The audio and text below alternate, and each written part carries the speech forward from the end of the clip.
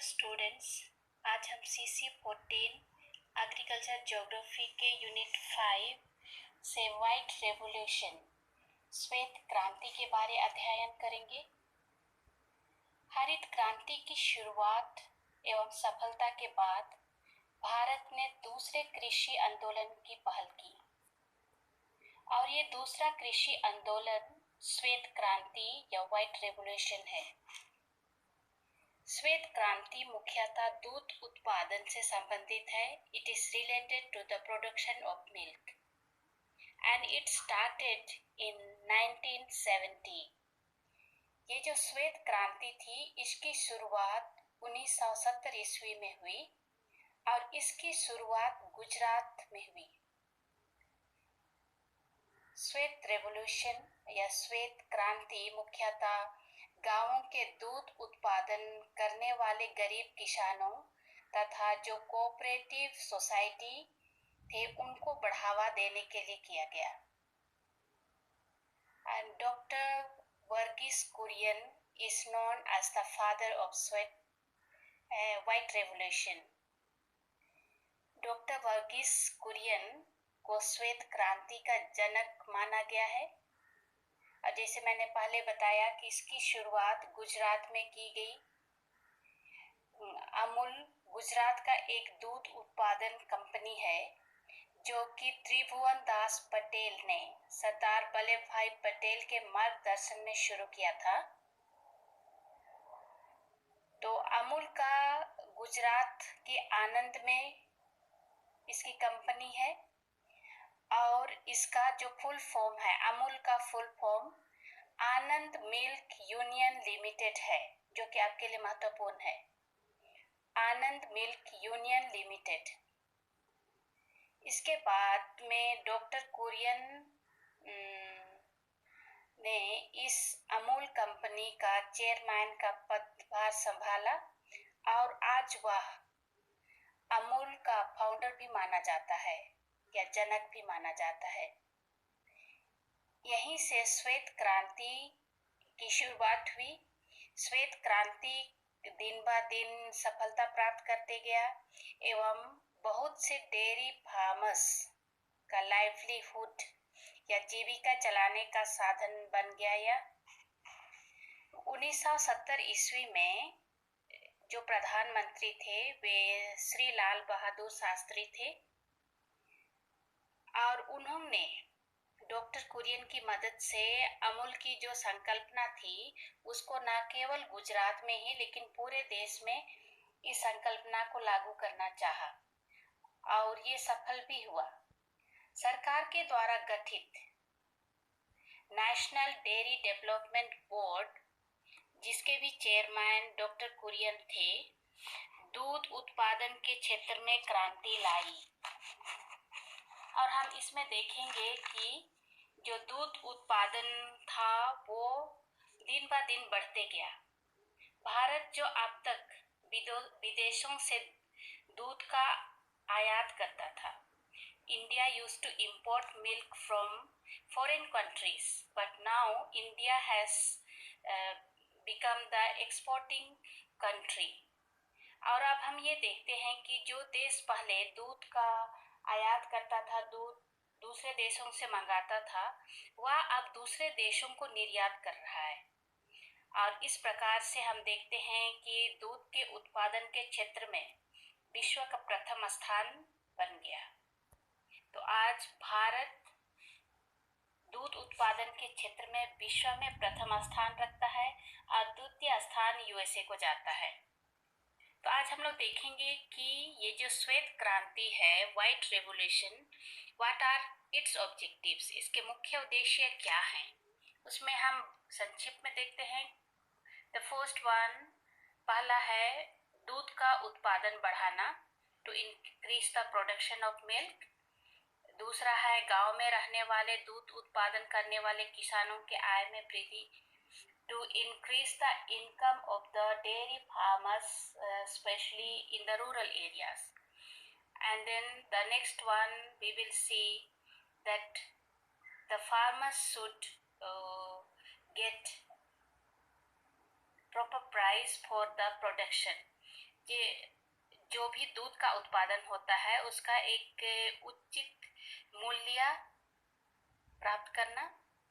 तो आगे हम लोग देखेंगे कि जिस प्रकार से हरित क्रांति को 3 चरणों में बांटा गया था, the green revolution took place in 3 phases. Same way, the white revolution also is taking place in 3 phases. ये जो श्वेत क्रांति है उनको भी हम लोग 3 भागों में बांटते हैं। प्रथम चरण में हम लोग देखेंगे the first phase, that is 1970 to 1980। इसके बीच में हम लोग देखेंगे कि ये 10 साल का समय है और इस काल में, इस 10 साल में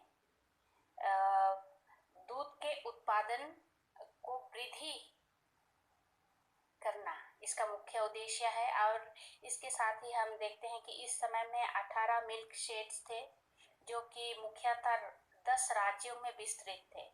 और उनमें हम देखेंगे तो यूपी, राजस्थान, आंध्र प्रदेश, पंजाब, हरियाणा, गुजरात आदि राज्य आते हैं। और इस चरण में जो दूसरा तत्व था वो है बाजार, मार्केट, कि जो दूध उत्पादन में वृद्धि हो रही है उस दूध को किस प्रकार से बाजार तक या उपभोक्ताओं तक उसको पहुंचाए, how to supply this milk and its product to the consumers. और इसमें हम लोग देखेंगे कि इस चरण में वे काफ़ी हद तक सफल रहे। जो भी मिल्क प्रोडक्शन हुआ उनको विभिन्न शहरों एवं नगरों तक पहुंचाने के लिए। दूसरा चरण हम लोग देखेंगे the second phase, that is 1981 to 1985। यह चरण 5 वर्षों तक चला और इसमें हम देखते हैं कि जो मिल्क शेड थे पहले प्रथम चरण में 18 थे, वे बढ़कर अभी 136 हो गया। और इस समय तक दूध को सप्लाई करने के लिए किसानों को जो मुश्किलता थी वो दूर हो गई। अभी दूध का सप्लाई बड़े बड़े शहरों तक फैल गया और इसमें जो भी वृद्धि है आप यहाँ पर स्क्रीन में देख सकते हैं कि कितना वृद्धि हुआ है। तीसरा चरण जो कि 1986 से 1996, इसका मतलब कि ये चरण 10 वर्षों तक चला। The third phase mostly occurred within 10 years। और इस 10 वर्षों में दूध उत्पादन में काफ़ी वृद्धि हुई और पूरे देश में एक क्रांति की स्थिति हुई। तो चलिए आगे हम लोग देखते हैं the significance of white revolution, श्वेत क्रांति की विशेषताएं। और इसमें हम लोग देखेंगे कि दूध के उत्पादन में वृद्धि जो भारत को विश्व का प्रथम स्थान दिलाता है। दूसरा में हम लोग देखेंगे जितने भी डेयरी फार्मर्स थे यह क्रांति उनको और सशक्त बना दिया फाइनेंशियली भी, और उनका लाइफस्टाइल को ऊपर उठाने में ये मददगार साबित हुआ। फिर हम देखेंगे कि दूध के उत्पादन में वृद्धि के कारण जो व्यापारियों का मनमानी चलता था, वे किसी भी प्राइस में मिल्क और मिल्क प्रोडक्ट्स को बेचते थे, वो समाप्त हो जाती है। अगला में हम लोग देखेंगे कि यह क्रांति गरीबी को दूर करने का भी एक साधन बन गया। जितना अधिक मिल्क प्रोडक्ट गांवों से जाता था और उसका उचित मूल्य मिलने के कारण गांवों में जो डेयरी किसान थे उनकी आमदनी में बढ़ोतरी होती है और उनका लाइफस्टाइल या जीवन शैली में भी परिवर्तन होता है। अगला हम लोग देखेंगे कि गांव के किसानों को शहर के उपभोक्ताओं से जुड़ने का मौका मिलता है। The dairy farmers of the village have an access to cities and they interact with the consumers, and which resulted in the change of their lifestyle। और जिसके कारण हम देखते हैं कि किसानों का जो जीवन शैली पर शहरीकरण की एक छाप पड़ती है, जिसके कारण उनका जो जीवन स्तर रहता है या रहन सहन की कला होती है उसमें परिवर्तन आ जाता है। अगला हम लोग देखेंगे श्वेत क्रांति के लाभ। What are the advantages of white revolution.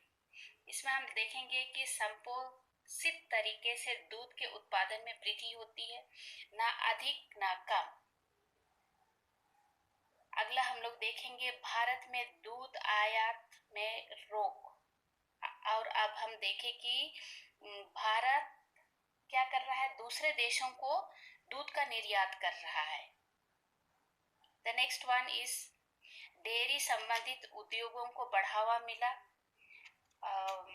Here we are saying all those industries related to milk production have been improved and have been given the good access and the good infrastructure, and therefore we are seeing that many rural people are getting employment.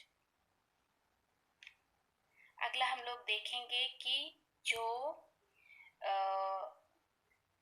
Local लोगों की मांग दूध के लिए हुआ या दूध से बनी चीजों का है, वो आसानी से पूरी की जा सकती थी। और अगला हम लोग देखेंगे कि यहाँ पर अच्छे नस्ल के दूध देने वाले जानवरों का पालन तथा क्रॉस ब्रीड के कारण जो दूध में उत्पादन हुआ वो काफी सराहनीय था। तो हम लोग चलिए देखते हैं कि क्या क्या डिसएडवांटेज थे इस क्रांति के। जो डेयरी प्रोडक्ट विदेशों से आती थी उसकी भारतवासियों को एक प्रकार से हम लोग कहेंगे आदत बन चुकी थी, इसलिए जब भारत यहाँ खुद से अपना प्रोडक्ट शुरू किया तो उसका मांग में कमी थी।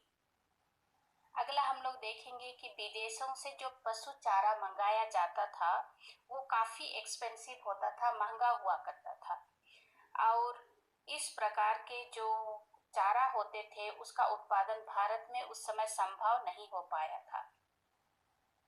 अगला हम लोग देखेंगे कि कभी कभी दूध देने वाले जैसे गाय, भैंस, बकरी, ये जानवर बीमार हो जाने से उनसे जो दूध निकाला जाता है वो भी संक्रमित हो जाता है, और इस प्रकार से वह संक्रमित दूध का प्रयोग से बीमारी फैलने की आशंका होती है।